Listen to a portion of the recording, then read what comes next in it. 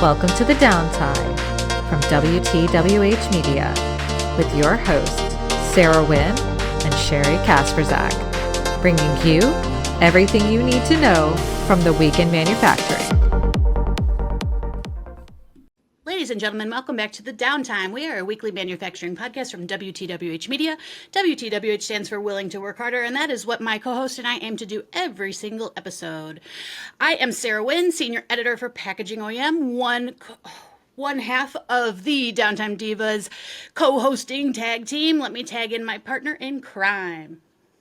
It's Sheri Kasprzak. I am the executive editor of Automation and Controls here at WTWH Media. And if you don't know, that is plant engineering, control engineering, and consulting specifying engineer coming back at you with another episode of the Downtime. And today, Sarah, we're shaking it up. We're doing something a little different.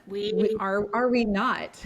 I'm coming into this episode with zero notes. And zero notes. For anyone that knows me, I am the ultimate note taker. So we'll see how this goes. Yeah, we're just running on vibes today. So this is going to be our special Sarah and Sheri's favorite things episode. So we're just going to recap the year. We're heading towards the end of 2025, if you can believe it, and I cannot. But the calendar tells me otherwise. Feels like yesterday we were walking the show floor at Pack Expo Southeast, Sheri. Believe it or not, it was almost a year ago. I know. Tell me about it. Yeah, that's where we became besties and where we came up with the idea for the podcast. So we would not be sitting here if it hadn't been for Pack Expo Southeast. So yeah. Yeah, I mean, so this episode, we're just going to reflect on our favorite things that happened this year. We'll talk about our in-person stories. We'll talk about our interview stories, and just kind of have fun with it. So Sheri, should we start at Pack Expo, or where should we begin? Let's start at the beginning. Let's start at Pack Expo Southeast in Atlanta this year. It's where Sarah and I met for the first time because she had just started at WTWH and it was her first ever trade show. And I am not a shy person, so I was able to walk her around, introduce her to people, and help out with filming, and we became fast friends. So that was an awesome event. This was the debut of the stabilizer too. Remember, we never talked about this. The not very stable stabilizer, I might add, because it would go crazy. We had to really learn we had technical issues almost the whole show. We got a lot of great stuff from it. One of the top stories I know off the top of my head was the Hoosier Feeders flexible pouch system. Flexible packaging, has been a big point of coverage for Packaging OEM this year, including stories by yours truly. We also have an ebook on it. But yeah, we brought the stabilizer out. So for anyone that doesn't know, it holds your iPhones. You can shoot video. But man, it has a life of its own. It does, absolutely. So yeah, the tale of the destabilized stabilizer is one of my favorites, and the tale of how we ended up in a hookah lounge accidentally. You want to tell that story? Let's tell it. Like, I don't know how we accidentally ended up in a hookah lounge, but I don't smoke hookah. I don't know that you smoke hookah a lot, Sarah, but no. I'm just like, oh, I want to, I'm from the South. I like Southern food. I'm like, oh my God, let's go. I want to get some good catfish and have some collard greens. And I'm like, yeah, I gotta get my Southern food fix while I'm in Atlanta. So I just did this Yelp search as one does. And I'm like, oh, this place looks cool. I mean, it looks like they have really good food. Let's head on over. And the guy at the front, cards us. And I'm like, why are we getting carded to go into a Southern food restaurant? And the next thing we know, everyone's smoking hookah. And I'm like, how did we end up here? Well, we get out there's some more backstories. Okay, go ahead. You take the rest of the story. So I'm a very accommodating guest. I let my guest pick the restaurant. Sheri was the guest. I said, Sheri, you pick the restaurant. I eat like a kindergartner. I can find something to eat anywhere I go. Chicken fingers will be just fine. Peanut butter and jelly, just fine. So I let Sheri pick the restaurant. But then we couldn't find our lift. And we walked all the way around the conference center. And we're wearing blazers. And Sheri's in heel.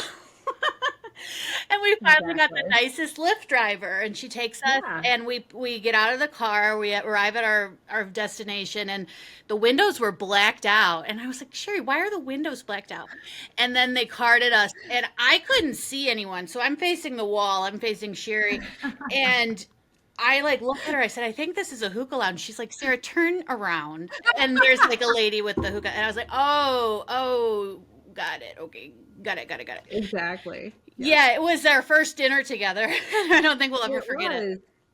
was. We definitely won't. And my friend Tori, who I stayed with when we were in Atlanta, like we go way back, and she's like one of my best friends from forever ago. Like she was like, only I could accidentally end up in a hookah lounge. Yes. And I'm like horribly allergic to smoke, so I'm like, the place seemed to be like well ventilated because I wasn't super like nauseous, but yeah, only I could accidentally end up in a hookah lounge. Yeah, that was all Sherry's idea. I won't take any credit for that. That It goes was my fault. that's a Sherry based story. Um, they had great music though, and they had They like did. music videos playing. I loved the vibe. Didn't care really for the hookah. Not that into that, but the food was okay. I think I had like chicken and waffles because I'm in the South. I kind of have to. Like I said, kindergartner food. But yes, that was a nice little trip. We met so many people that went to appear on the podcast. We met Jordan Stroud, Absolutely. Phallus Automation, Zarin Zafiro from Linmont, Matt Jones, Stacy Johnson from Hoosier Feeder, just to name a few. And Absolutely. we also did the changeover challenge at Morrison's booth. We did. I did it in heels, y'all. Yes, that was hard.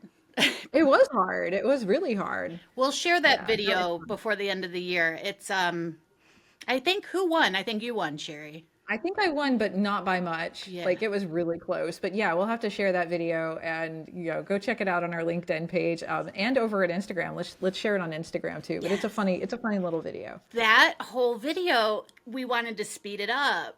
And that then became a packaging OEM staple. Like the style became sped up so we could share more in less time.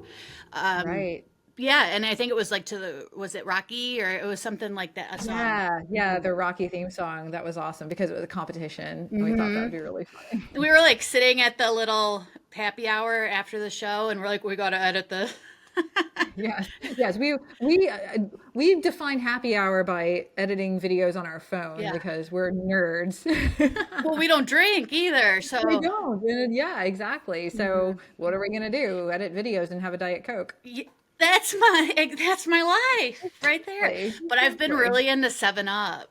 Like Oh, I send pictures to Sherry. I'm like having an adult beverage, and it's like a having 7-Up, an adult beverage. like a stiff Exactly. stiff drink. You need to take the edge off somehow. Yes, and some Nerds candy. You know, I'm still into those. Nice. That's awesome. But yeah, we can kind of transition to ProMat. So for the timeline, everyone, Sherry joined WTWH in October of 2024. I joined in December of 2024, so she has 2 months of seniority on me. And like she said, Pack Expo Southeast was my very first trade show. It was in Atlanta in early March 2025. And I told Sherry this show maybe had like 400 or 500 vendors, and I said, Sherry, this is very big. This is very big. Sherry said, just wait till next week when we go to McCormick Place in Chicago. And I said, oh. And then we went to ProMat at McCormick Place. Sherry, you want to start us off?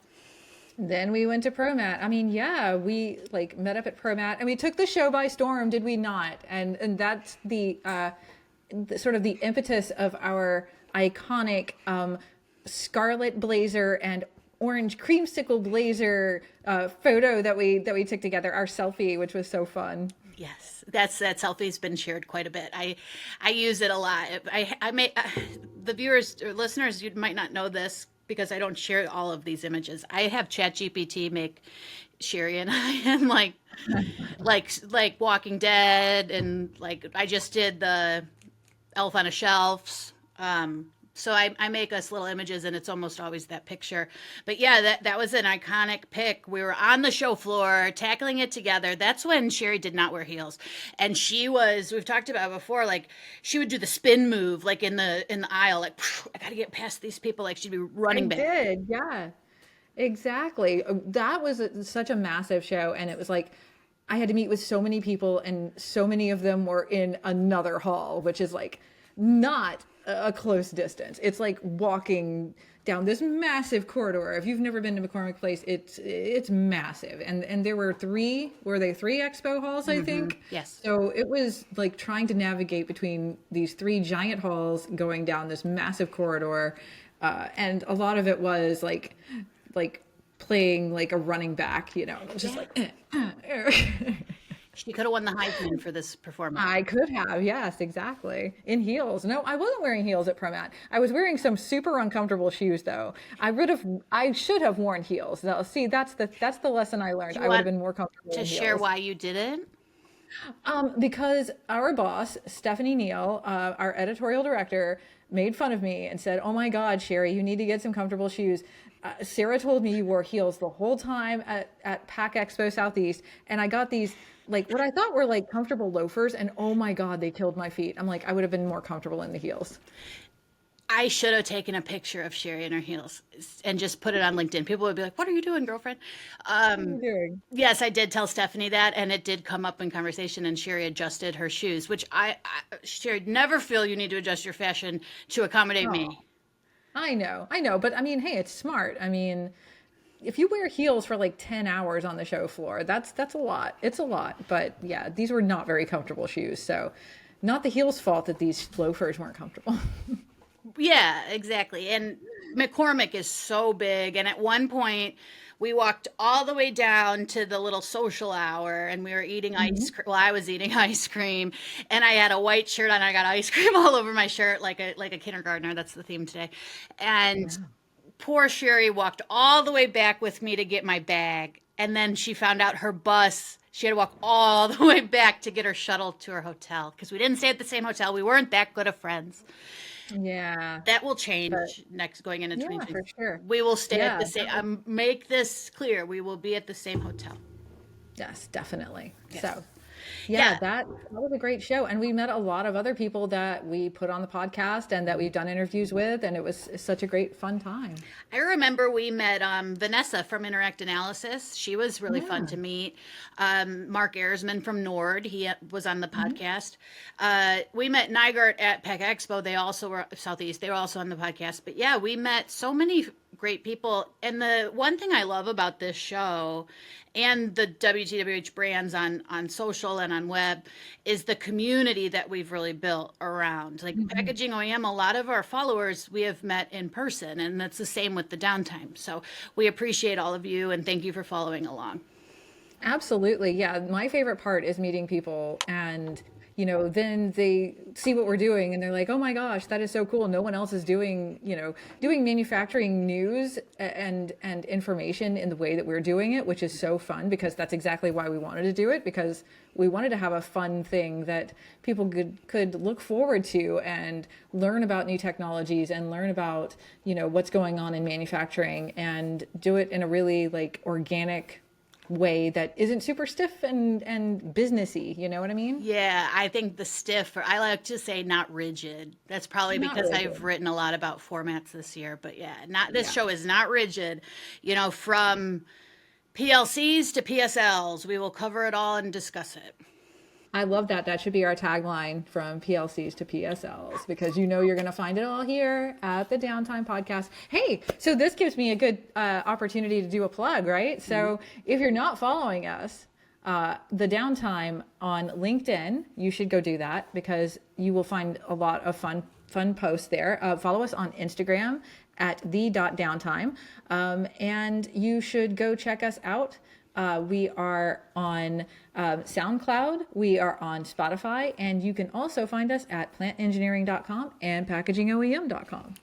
Ooh, this is a nice segue too. Sheri, recently Control Engineering, Plant Engineering named the System Integrators of the Year for 2020. Yeah, for sure, yeah. We have a short message we're going to air from our colleague, Gary Cohen. Gary, take it away. Take it away. Hey everybody, Gary Cohen here with Control Engineering. Happy to be with you digitally to talk about our 2026 System Integrator of the Year winners. Each and every year, Control Engineering and Plant Engineering expert judges select our System Integrator of the Year award winners in 3 different categories that are based on the size of the organization.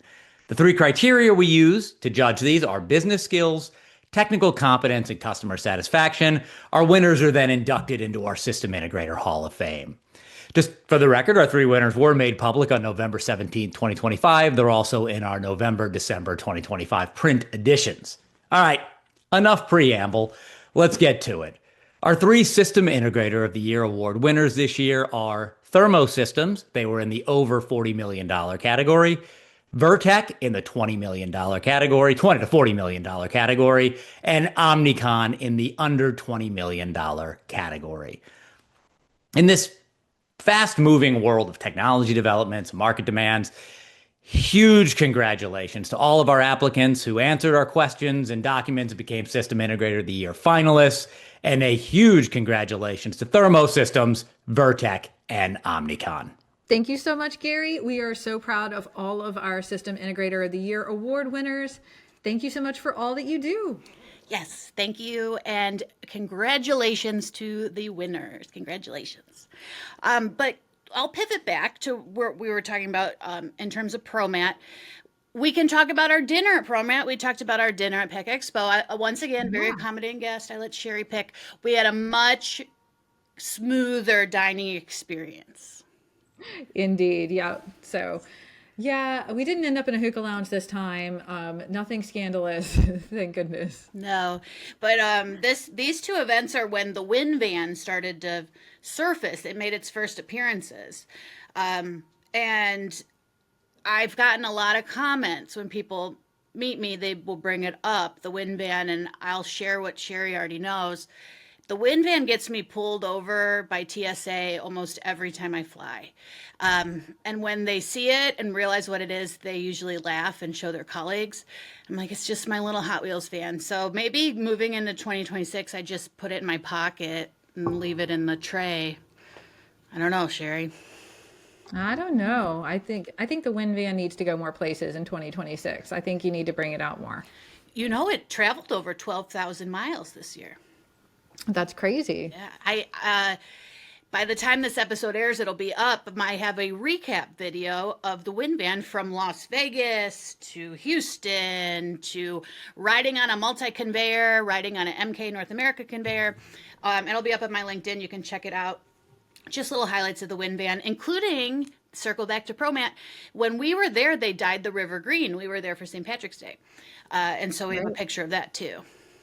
Absolutely. Yeah. That was a great trip. It was so fun. We had like those Irish bag players. So, like they were like the band that came through. That was really fun. Yeah. It was a great trip. I love Chicago, and Chicago on St. Patrick's Day was a lot of fun. Yeah, I think we'll be going back to Chicago in 2026.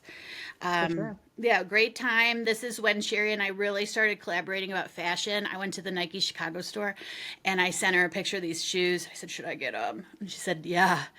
I'm going to be your friend who enables you always. Like, get the thing, because life is short. You might as well do the thing that you want to do. I thought about them all day. You know, besides making videos and graphics and all that and doing interviews, they were in the back of my mind, living rent free. And I went back and they didn't have my size, so I couldn't get them. It's okay. Saved me some cash. I don't think they would have fit either. I had a lot of stuff. I have a lot of stuff I take. You should bring extra bags. That's my advice to you for next time. Just bring an empty bag. That way. For souvenirs. Yeah, for souvenirs, exactly. That's what my daughter did when she went to Tokyo. She just brought an empty suitcase and filled it up. Tokyo, yeah. Yeah. That was fun for her. So, yeah. All right. Yeah, so we traveled separately a lot this year too, Sarah. And you know, one of my favorite trips, and just like this feeling of like community. You talk about community. Like, one of my favorite trips this year was out to Vegas for Epicor Insights. I got so much great content from that trip. I was like on my computer every morning in the cafe, cranking out new content, doing new videos. Like, it was such a great experience. The folks at Epicor hosted me, and I am so grateful for that. So shout out to my folks at Epicor. And one of the highlights of that trip is I got to see Mr. Worldwide Pitbull in Vegas, and that was so fun. It was a great high energy show. He puts on a great show. If you've never seen Pitbull, you should go see Mr. Worldwide. It sounds like it was going down. It was going down, and I was yelling timber. and timber. We have to be careful. We don't want to get pulled by YouTube. Don't want to get a copyright. Yeah, exactly. Yeah, Sheri's trip to Epicor. I loved her pictures. I loved her insights, her videos. This was also a challenge in our worker co-worker relationship because it was the first time we were really apart, because we were apart for about 2 weeks. She was at an event, I was at an event. We somehow made it work. I think so. Good. Yeah. Well, we talk all the time, so we're either texting or FaceTiming. Yeah, Sheri accepts my FaceTime calls. Thank you, Sheri.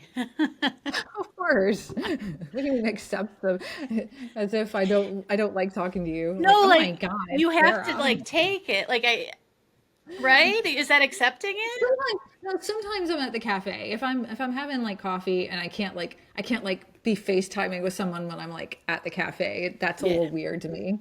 I mean, if I'm inside during the summer, I'll do it because I'm outdoors. I always sit outside at my favorite cafe. But if I'm inside, I don't want to be like FaceTiming with somebody. She like will walk around town and I get scared. I'm like, I'm going to let you go because I just be careful. Just because you've witnessed secondhand Providence drivers, and one day I've heard all about them. The way that I am going to die, there is no like if about it, is to be hit by someone while I'm in a crosswalk. That's going to happen. It's inevitable. It happens a lot here. I was going to say I'm a hardened criminal. I've been ticketed for jaywalking. That's what I was going to say. That's right. I didn't want it on the record. Now it's on the record. Oh, no. I mean, I don't know. I used to live and work in New York, and like you go to New York City and people jaywalk. It's what they do. Like, right. It's sure it's against the law, but everyone does it. My ticket and fine happened in Columbus, Ohio. That's all I will say. All I will say. I believe that you're innocent, and I will be your lawyer. Thank you. I say you're innocent. I paid the fine, but thank you. Oh, no, never admit guilt. It's a long story. I will just leave it at that. Okay, we'll move on. About the FaceTime, I was in Las Vegas in November, and I was FaceTiming Sheri, and this waitress came up behind me. Remember? And she was in the FaceTime, and she was talking to you. And I was talking to her. I'm like, "Thank you," and she started laughing. Yeah, her name was like Lucy. She was real sweet. She gave me a water. I don't gamble. I think the slot machines, though, some of them are really cool. There's like Jumanji, Whitney Houston, and so I just go and I hang out and I get a coffee and I FaceTime Sheri, just to give a scenery break from everything. But yeah, that was a nice event. A lot of coverage this year, a lot of original videos. I think that's one thing we really pride ourselves on, not just this podcast, but when we are on site, we are on site. We are on site. We are on the case. And yeah, we loved, I feel like one of my favorite parts was meeting people and talking with them about what they do and why they love it and why the technology is so important to our space and what our listeners really want to know, like the technical details of what they work with. So that's my favorite part, is like getting in, face to face with people. I know you weren't there, Sarah, but the robotics summit this year was super fun for that. There were so many robots, so much, even from like the controls side of things, just being able to look at these cool controls. It was really a really fascinating, place to be. So if you are not familiar with the Robotics Summit, go check out the Robotics Summit and Expo. It's in Boston every year. I don't know if they dropped dates this year for next year's.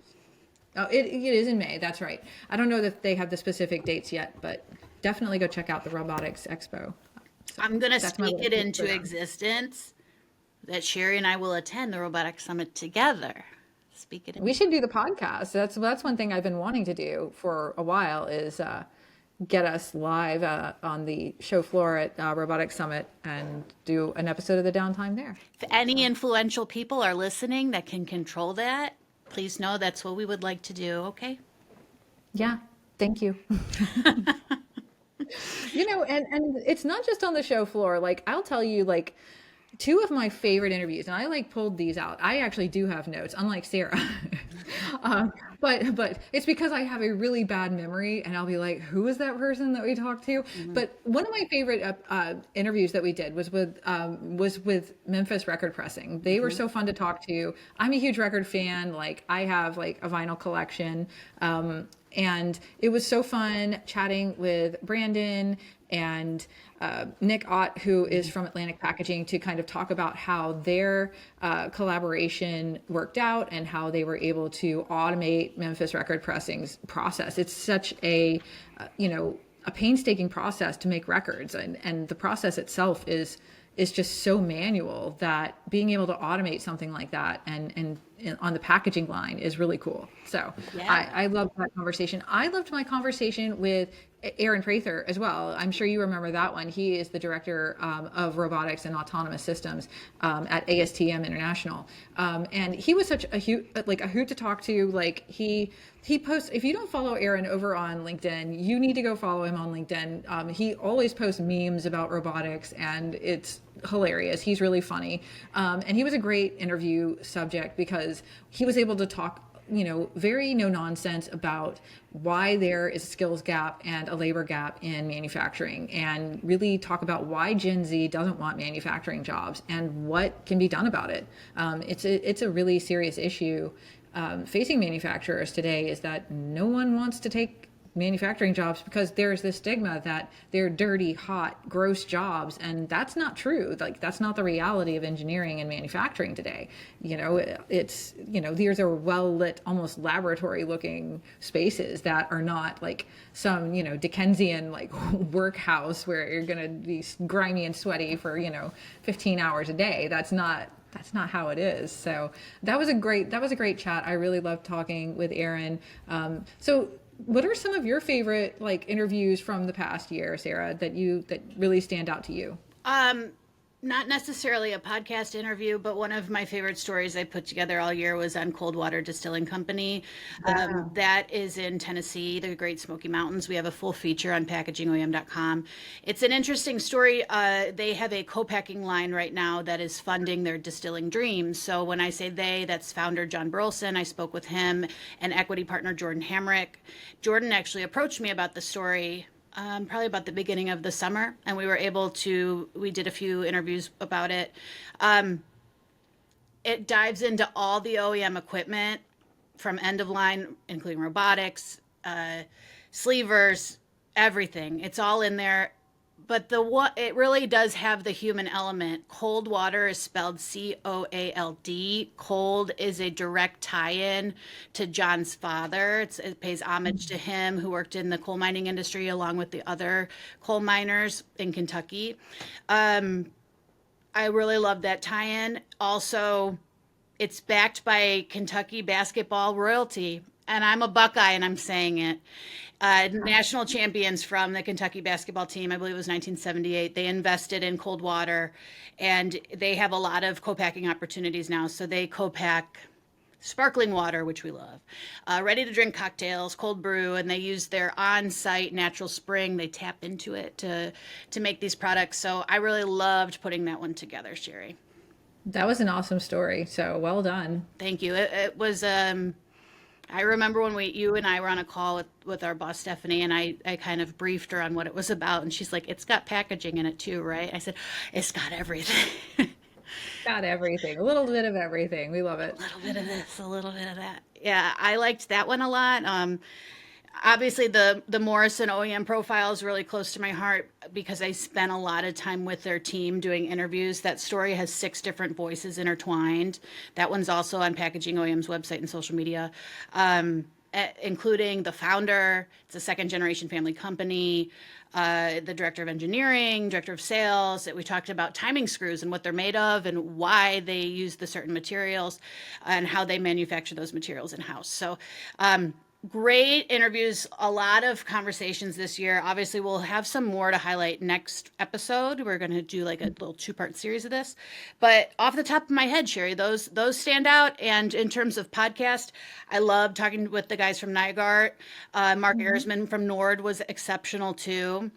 And so many wonderful stories. I mean, Zarin talking about visiting Linmott's headquarters in Switzerland and seeing a servo motor that's been running longer than he's been alive. That was Yeah, wild. I remember that. That was a great story. Yep. And of course, Stacey Haramoto's cold calling Fanuc. I love that one too. Oh yeah, that was a great story. Yeah, definitely. If you need some inspiration, if you are a young person looking for some engineering inspiration, check out Stacy's interview. She is such an inspiration and just, a real, story where it does pay to just be gutsy and go for it sometimes because you never know. The most they can say is no. That's what I always say.